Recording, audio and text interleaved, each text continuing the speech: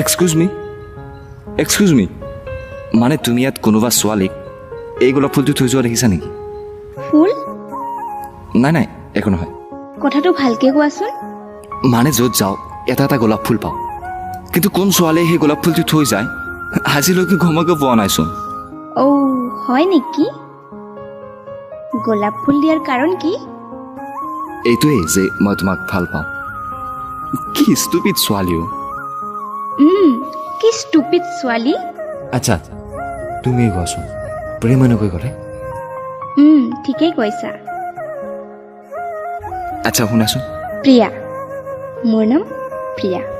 প্ৰিয়া, তুমি মোৰ বাবে এটা কাম কৰিব পাৰিবা নেকি প্লিজ? কি কাম? তুমিতো কলেজৰ গোটেইখিনি ছোৱালীক চিনি পোৱা ন? পাওঁ। তেন্তে প্লিজ এইজনী ছোৱালীকো বিচাৰি দিয়া না, মোৰ মাথা খাই পেলাইছো কেলা। অ'কে।